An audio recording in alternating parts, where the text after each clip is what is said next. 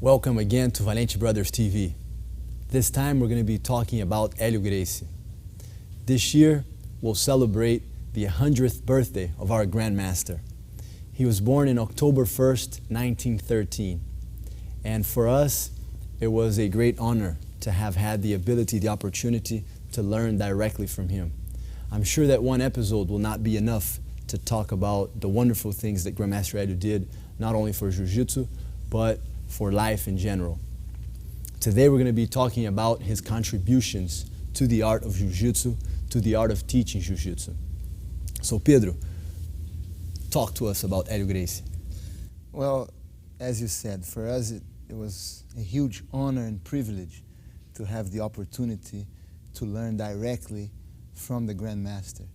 He learned Jiu-Jitsu from his brother Carlos Gracie at a very, very young age, as a teenager, and Jiu-Jitsu had an amazing effect on his life. It empowered him and even cured him of some of the health problems that he had when he was young, and really transformed his life. And his objective as he grew older was to be able to benefit others with this amazing technique and lifestyle that he learned. And so that's where we felt so privileged that he was so open and so generous, not only with us, but with everyone who would cross his path, with the passion that he had to teach this wonderful art.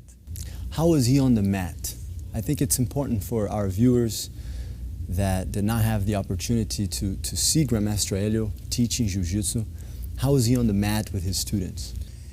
I think he was a psychologist. Without having studied psychology, he was a true psychologist, because his objective was always to give self-confidence to his students. He wanted to help the weak. He wanted to help those who were insecure, who many times suffered from different types of complexes and problems. And his mission was to raise their self-esteem, to make them more courageous. That was his thing, that he took somebody who was scared, somebody who lived in fear, and in not too many classes, he transformed that person into somebody who was courageous, into somebody who was tough. And we felt that very clearly. I remember that many times when I was sparring with somebody who was a little bit under my level, that I was able to dominate, he would always help the person who was being dominated. Then when I was the one who was underneath and I was sparring against somebody who was better than me, then he would help me. He was always trying to help the underdog, always trying to bring people up, and through positivity and reinforcement. Which is something that every Jiu-Jitsu instructor should relate to, and I'm sure relates to, helping the student that sometimes is in an inferior position. Exactly. Right? And making sure that the student that has that superiority understands that he shouldn't just crush that student every time, that he should train in a way that he'll make that person better as well. Absolutely. And that a student that comes to Jiu-Jitsu is not there just to get crushed and to get smashed every time. And I think he taught us that very well. And our father tried to do the same thing. Now that we're older, we understand, looking back in time, we understand how he did that as well. Especially training children. And teenagers, you know, that phase is so important in their development, their psychological development, their physical development. So Grandmaster Helio was really an amazing teacher when it came to working with children, and we benefited from that when we were kids, because one wrong movement can cause a kid to become traumatized, and that class can do exactly the opposite than what's intended. It can create insecurity, it can create fear, and so he was very, very careful always when working with children and adults alike to make sure that everyone benefited, not just physically, but psychologically as well. Yeah, I cannot remember of a day where I did not feel good about being around Grandmaster Helio. Obviously, if you did something wrong, he would reprimand you. Yes. Right? He really taught us discipline in many different ways. But overall, he was always positive. We never saw him complaining, being negative. That never happened. But talk to us a little bit also about the contributions to the technical aspect of Jiu-Jitsu. Jiu-Jitsu has been around, as we talked in previous episodes, for many, many years. But Grandmaster Helio had a big contribution to the art of Jiu-Jitsu. Yeah, he was an innovator. And even his older brother, Grandmaster Carlos Gracie, in the book that he wrote in the late 1940s, he recognized that in Grandmaster Helio. In the introduction to the book, he calls Grandmaster Helio an innovator. And this is back in 1948, before the Kimura fight, before the Valdemar Santana fight. He already referred to his brother and his brother's teaching method as something that was innovative. And there's many elements to his Jiu-Jitsu and the way he approached Jiu-Jitsu that were truly revolutionary. Firstly, his defensive approach. Because it's important to understand what was the objective of their Jiu-Jitsu. They wanted to give the average person the ability to defend him or herself in a real physical confrontation. In a real fight, there are no weight divisions. You don't know how big and strong your opponent is going to be. So he needed to teach a system that would work for everybody against anybody in a real street fight where there are no rules. And so that's what he dedicated his life to developing. And his understanding was that if you might fight somebody who's bigger and stronger, you cannot rely on athletic skills, on physical attributes. You cannot use an aggressive strategy. You cannot attempt to impose your will on your opponent. Obviously, if you have a physical superiority, then that's possible. But if you don't, then that strategy can backfire. So, utilizing the principles of Sun Tzu in The Art of War, where he talks about when you have a disadvantage physically, you should focus on defense first and wait for the opportunity to counterattack. That was Grandmaster Helio's strategy. And by necessity, the story, the history of his introduction to Jiu-Jitsu is the reason why he had to. There was no other option. And I think that a lot of us can relate to that. If we're not the biggest, the strongest, and understanding that even if we have a build, if we're strong, there's always someone that could be bigger and stronger. He had to develop. And he used to tell us that all the time, that when he practiced the Jiu-Jitsu that his brother was practicing at the time, he had a physical barrier in most of the techniques. You know, preparing for this episode just this afternoon, I was reading an interview that Grandmaster Carlos Gracie gave, I think on the day of the Kimura fight. And that came out on the newspaper that day in the morning. And you can see Grandmaster Carlos was 11 years older than Grandmaster Helio. And how proud he was of his younger brother fighting against the Japanese champion that day. And he was reminiscing about his brother's career and his brother's trajectory through Jiu-Jitsu. And he told the story in that interview, talking about the fact that when his younger brother Helio was a kid, how he had very serious health problems that did not allow him to practice, so that he was only on the sidelines watching his older brothers train. And then one day, Carlos said, let's have you train. And he came and he trained and he fainted during the practice. And then Carlos took him to the doctor, a very famous doctor in Rio at the time, Fábio Carneiro de Mendonça.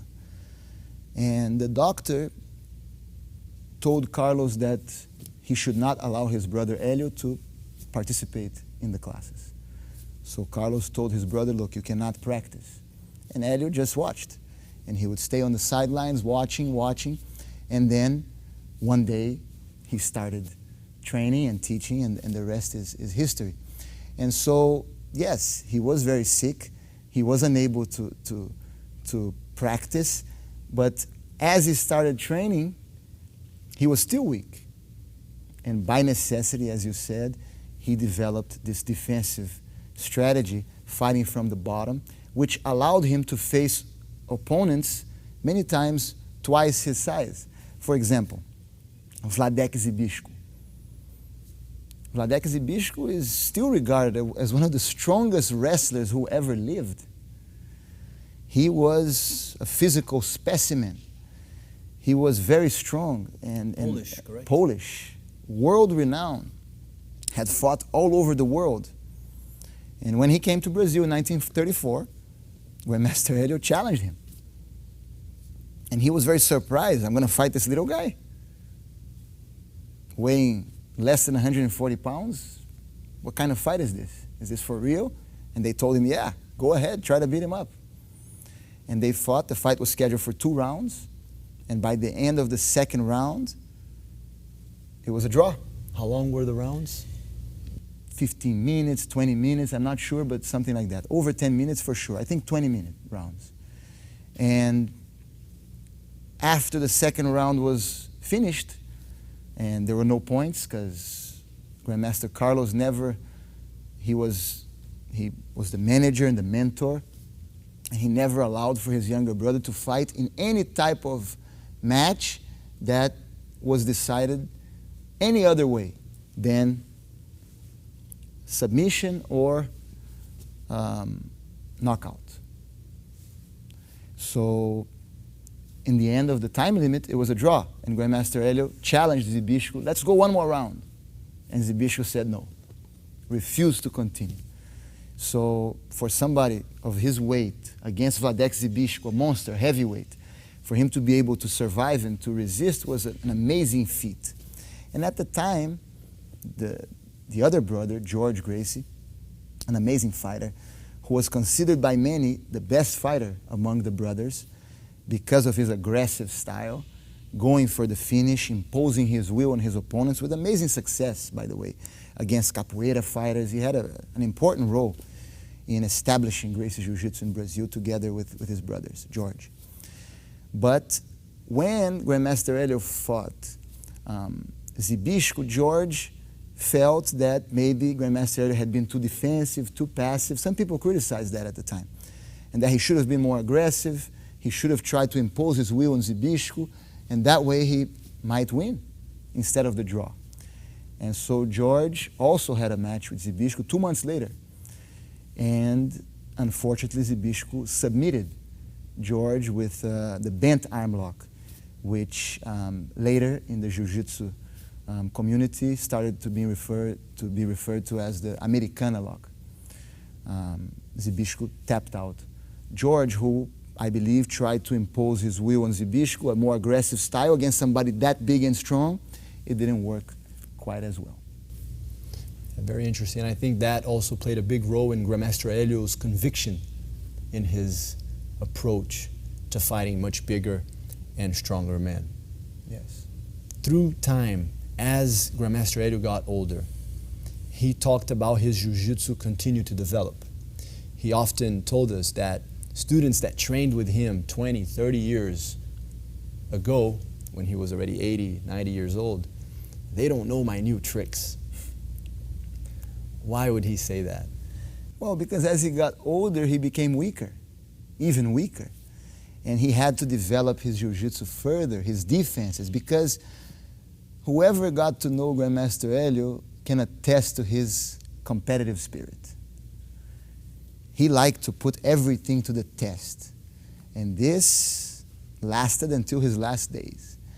And he would, every time he met someone came to visit him at his home, and that person knew Jiu-Jitsu, he would invite them to the mats. He would call it the ring. Let's go to the ring. And he would always tell that person, okay, mount on me and try to finish, but don't respect my belt or my old age. Go as hard as you can. At 90, 91, 92, he would do this. So in order for him to be able to resist, he had to polish his technique even more. And I think whoever felt that Grandmaster Helio's Jiu-Jitsu was outdated, that his Jiu-Jitsu was not as developed, I think that these people didn't have the opportunity to really train with him. Or sometimes, Pedro, I think that they had a different objective. And that I think is a very big misconception as far as Grandmaster Helio's objective. He never had the objective, and he was very clear about that. He never had the objective of creating a strategy for sport competition. How can I sweep my opponent so that I can score a couple points? How can I pass a guard and control so that I can score a couple points? He never had that objective. So to say that Grandmaster Helio Jiu-Jitsu did not develop towards that, and for that reason his Jiu-Jitsu was outdated, is unfair. His objective was never for competition. His objective was always towards self-defense. And that's what he continued to do, as we know very well, until the last days of his life. Yeah, it's definitely unfair to compare. A lot of people, I think, make the mistake to say that Grandmaster Helio's Jiu-Jitsu was something that was surpassed by other styles, and that these styles represent an evolution of his Jiu-Jitsu. I think that Jiu-Jitsu, as it's practiced for competition today, it's a specialization.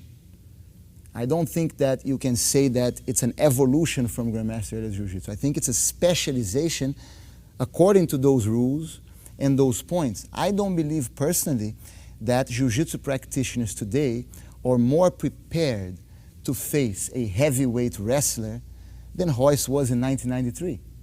I don't think they have better tools, better technical tools. Because that's not what they're practicing for. Exactly. It would be unfair even to say they are. Maybe, but that's not what they're practicing for. And that's not their objective, and they're not even aiming for that. And that's why I think it's an unfair comparison. It's apples and oranges, and it's not that one is better than the other. They are better for their objective and for what they're aiming to achieve through that practice. But I think when you try to say that one is the evolution of the other, that's unfair. One thing is one thing, and another thing is another thing. And actually, you can even say that there's no such thing as an evolution. Because as you just said, Jorge Gracie, with his more aggressive style, was already fighting in a very aggressive way. Whoever had the opportunity to see Kimura, even against Grandmaster Helio, the fight starts, he does an unbelievable Sotogari throw, leg hook, lands on top, passes the open guard with a very nice technique, open guard pass technique, gets to side mount, attacks Grandmaster Helio with a variety of techniques in a short amount of time, goes through all these very technical motions.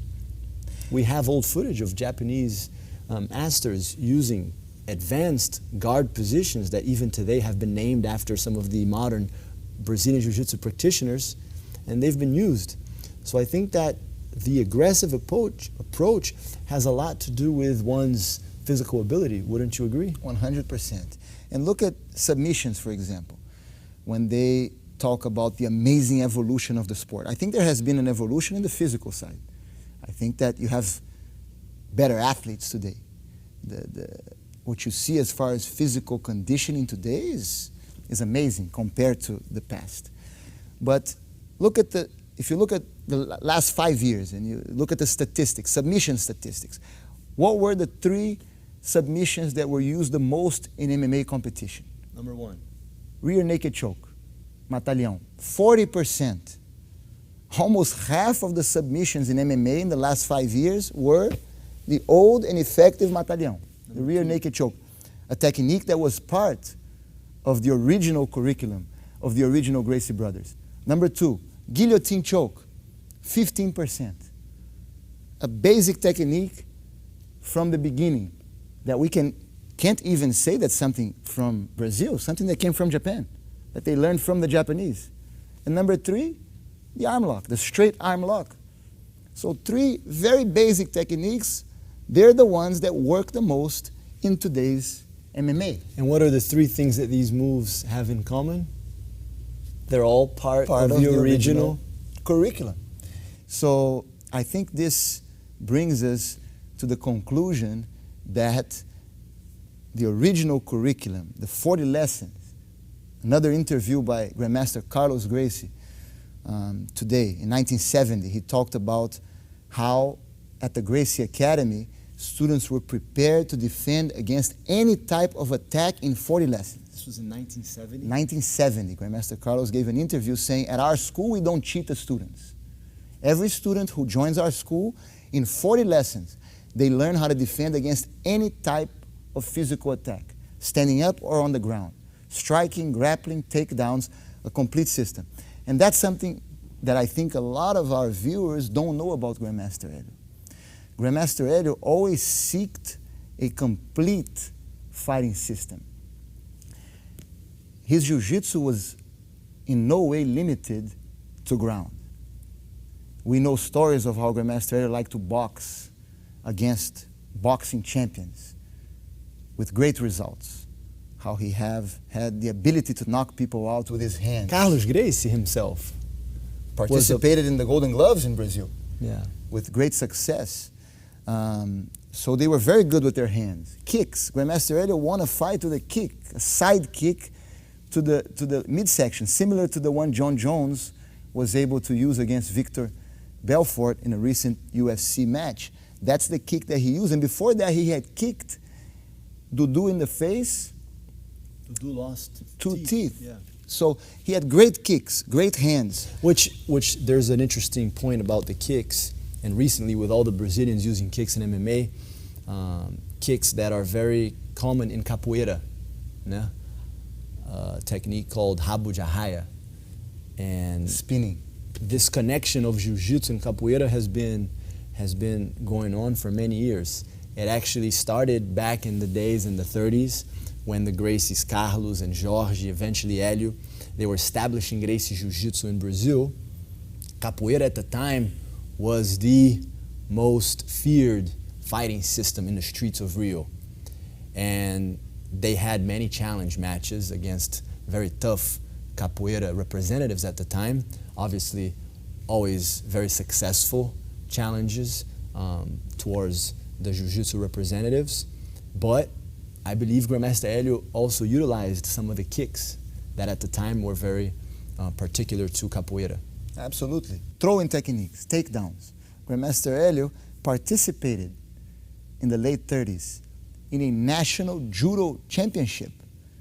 And he liked to train in Teresópolis with Tada. He always told us about Tada, who was a Japanese friend of his who was an expert in throwing techniques, judo, and he would train constantly and improve his throwing techniques with Tada. But all of that was to improve his jiu-jitsu. All of that did not make his conviction, did not waver his conviction in his jiu-jitsu. He was open to train against anybody. The same way he trained against judo fighters and against boxers, he would invite big men, right? When he saw big men, workers in the port of Rio, they would go and invite those guys to spar so that he could experience what it was like to train against these huge, strong men. So he was very open. Grandmaster Helio was always very open to test. Almost like a scientist, he wanted to test his system against anybody that he felt could contribute to his jiu-jitsu. And obviously when he had his big public matches, because his objective as a fighter was to demonstrate and to inspire his students. He wanted to demonstrate the effectiveness of jiu-jitsu so that students and the viewers could be inspired and could realize that even they could learn a system where they could defend themselves. If a small person like Helio Gracie was doing it, they could do it as well. So in those matches, then it was very important to him that there were no judges' decisions and no points, because he didn't want to send any mixed messages. He didn't want people to say, oh, he lost. Well, if he didn't get submitted and he didn't get knocked out, then he really didn't lose. So he didn't accept that. But that didn't stop him, for example, the judo tournament that he did. That was recreational. As you said, he liked to test himself, and those were great opportunities for him to continue to improve his system, his jiu-jitsu, and at the same time, to be able to build his conviction in what he knew. Because the reason why he fought, the reason why Carlos Gracie would organize the fights for Grandmaster Helio to fight, was so that he could prove, so that they could prove that someone smaller, someone weaker, had the opportunity, had the ability to fight someone that was bigger and stronger. It was very clear.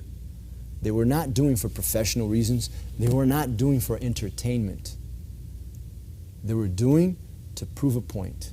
And I think that's also another very important aspect, and it explains a lot of why he fought and why he did what he did. Yeah, and his competitive way, his willingness to test, I think inspired a lot of his sons and his nephews who continued in that path of testing their skills in different venues and different events to always try. And contributed a lot to the development of Jiu-Jitsu and the spread of Jiu-Jitsu.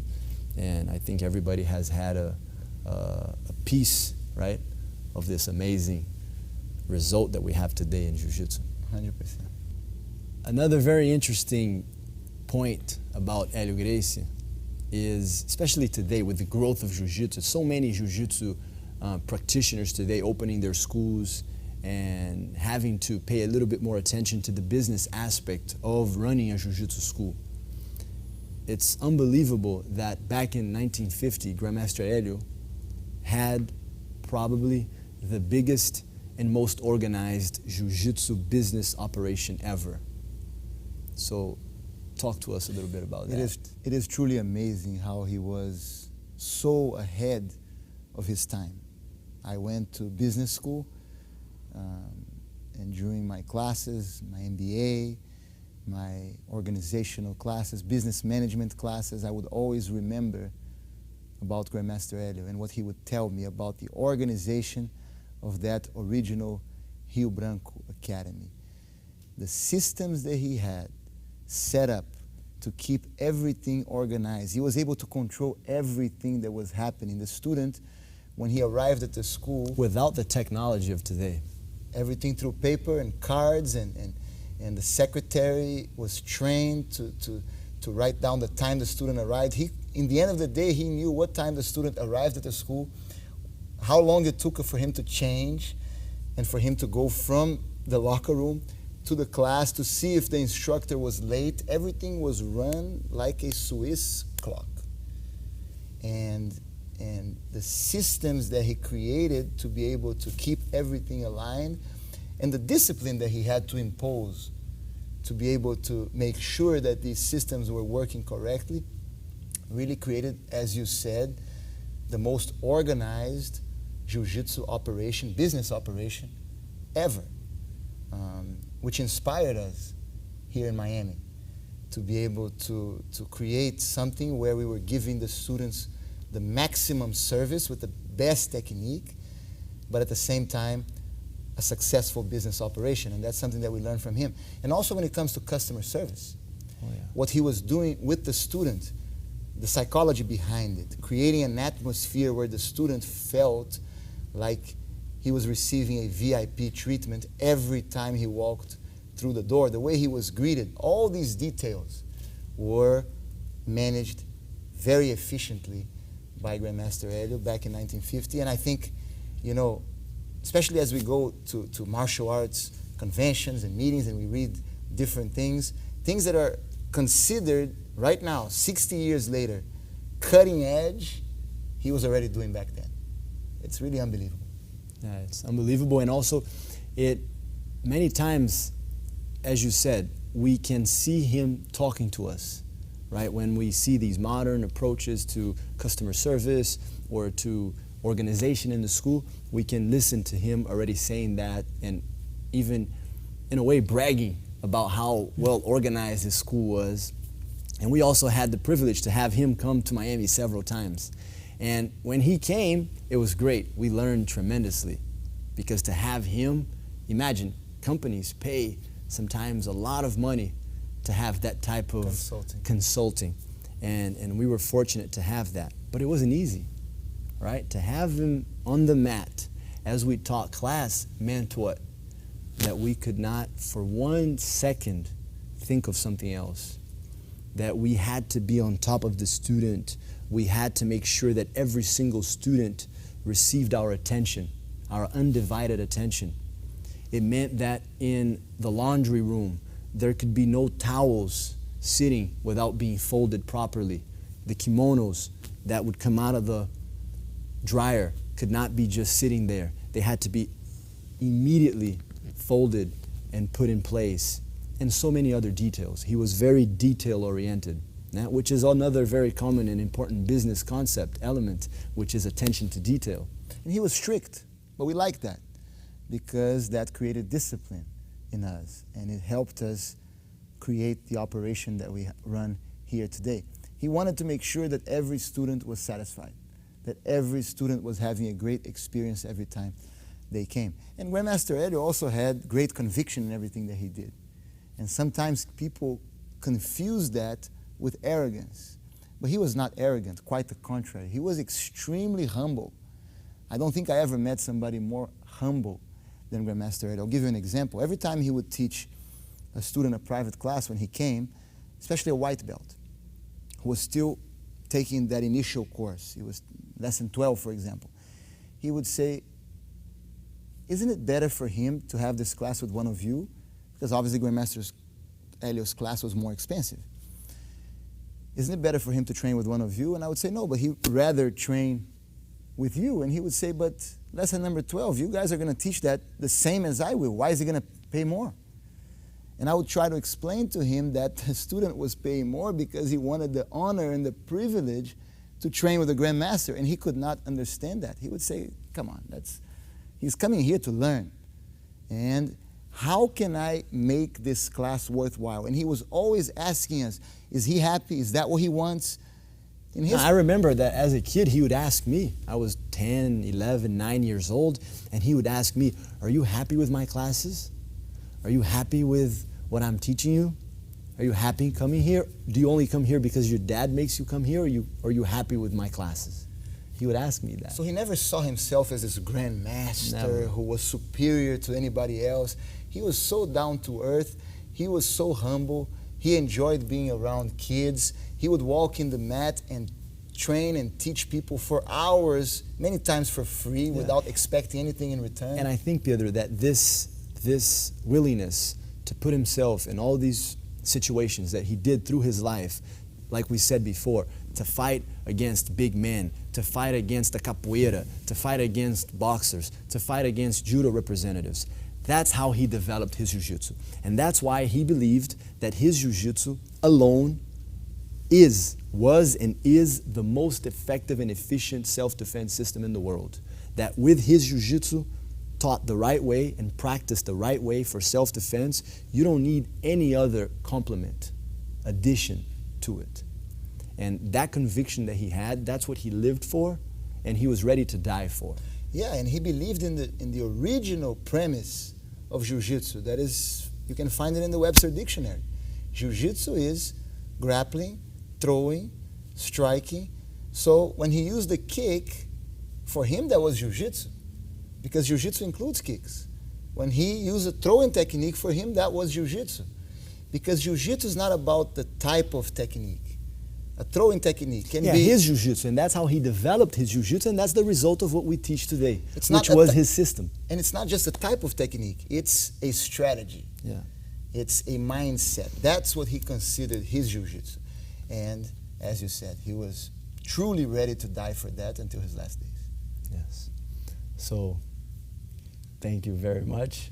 I'm sure we still have a lot more to talk about Grandmaster Helio, and we'll continue. This will definitely be the first of a few episodes about Helio Gracie. Thank you.